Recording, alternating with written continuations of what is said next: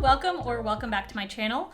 My name is Emma, also known as Made in the Moment. And today I'm going to do a little crash course on how to know what you don't know when you're learning how to knit. Pretend this is a whiteboard. Okay, hold on. Today's lesson is how to knit, how to know what you don't know. I'm gonna tape this on the wall.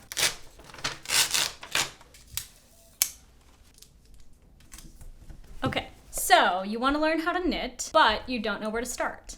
This is basically a really long way of me introducing that I am starting a beginner knitting series. This is the first video. I'm hoping to walk you through everything that you need to know to start knitting. I'm going to go through a lot of basic techniques. I'll give you some ideas for yarn and materials, and then I'll give you some patterns that are beginner tested and approved. This video, however, is basically your jumping off point of how to know what you don't know. Because if you don't know how to knit, how are you supposed to know what to look up? Because you don't know it, right? How to know what you don't know. There's probably a reason that you want to learn how to knit, right?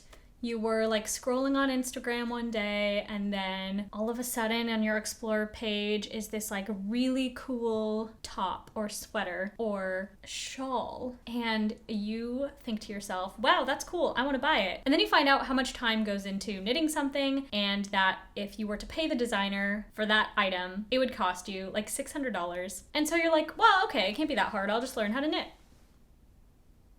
And then you Google how to knit, and maybe some tutorials come up, and you start scrolling through things, and then you just get so overwhelmed, you close everything out, and you're like, I don't even know where to start. Well, this video is for you. The first thing you want to do is figure out what you want to make specifically. Maybe that is a sweater. Maybe you want to make a scarf. Maybe you want to make the wedding dress of your dreams. That's good. All of those are fine and valid. Hold on to them. Don't forget them. So here's the first thing you need to do. I said that was the first thing, but that's really just thinking. That's not the first thing. The first thing you have to do is wait. Before you go any further, don't go and buy a bunch of really nice supplies and materials because you don't need them.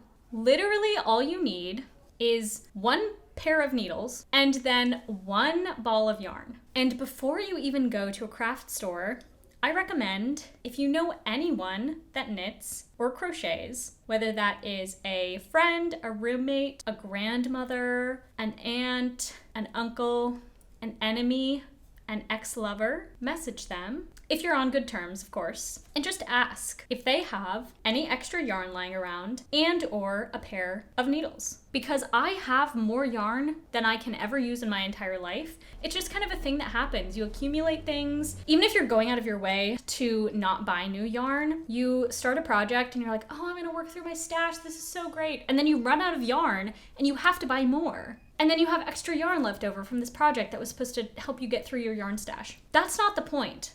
The point is ask someone you know if they have any extra crafting supplies before you go out and spend any money. Second thing to do, see if your area has a secondhand craft store and go there and buy a pair of needles and a ball or a skein of yarn. There's two main ways that yarn can be presented, either in a ball or a skein or in a hank, which is a twisted up thing. You don't want to get one of those because you need more tools to unwind it and it's not worth it at this point in your journey. So you want something easy, ask the employees or ask your friend for help if you need help. Try not to spend more than $10 on this whole escapade.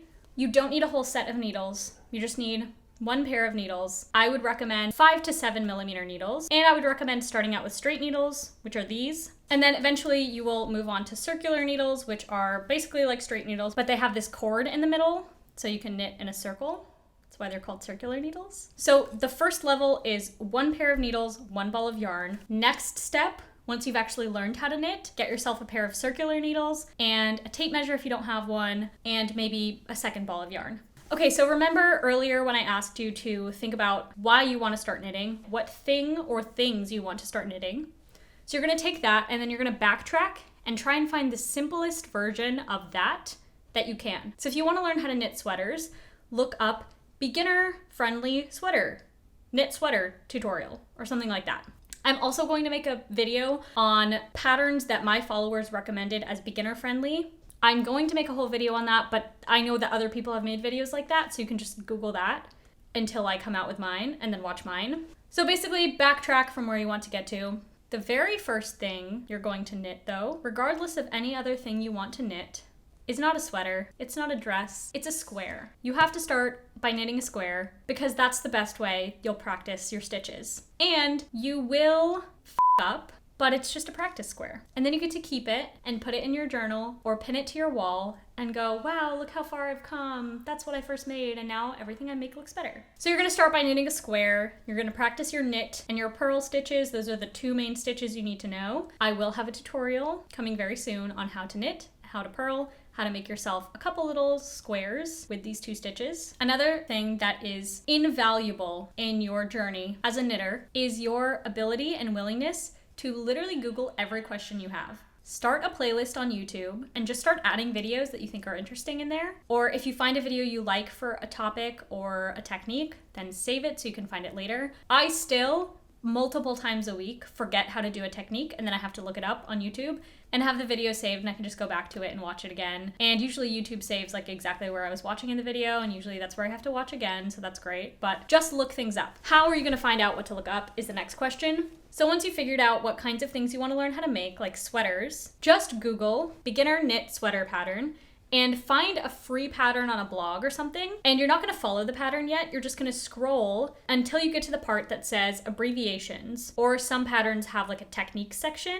And then you're going to read all of those abbreviations and write some of them down. You're going to start a list and basically create a curriculum for yourself of what you need to know to be able to make these things that you want to make. So if I were completing this exercise, I would assume that opening a sweater pattern, I might see something like a 1x1 rib, stockinette, increases, decreases, picking up stitches. I might see seaming panels together, 3-needle bind off, things like that. Here is a list of techniques that my followers have expressed interest in me making a tutorial of. This is obviously a non-exhaustive list, but maybe can help you jumpstart your own list. And then the last step of this first step is to find inspiration. Find people on Pinterest, find creators that you like and follow. Here is a list of some of my favorite knit accounts on Instagram. These people are the reason that I started learning how to knit, learned new techniques, learned how to make new patterns. That's gonna be your biggest source of motivation, is finding things that you really wanna make. I know it can seem overwhelming. I hope that this video comforts you a little bit. I know it was a bit chaotic, but if you do all your homework, if you follow all of the videos that I'm going to put out and all of the techniques, you will learn how to knit. I guarantee it. Never in my 50 years of being a professor of fiber arts have I ever had a student fail. Don't look that up. If you want it badly enough, you can do it. I hope this video helped you figure out how to know what you don't know, and that you will follow along for the rest of the videos in this series. If you like this video, please consider subscribing to my channel so you don't miss any of the videos in this fun video series, and consider following me on Instagram and TikTok to see what I'm doing over there. And that was your first class of how to knit. That's all I have for you. Have a great rest of your day.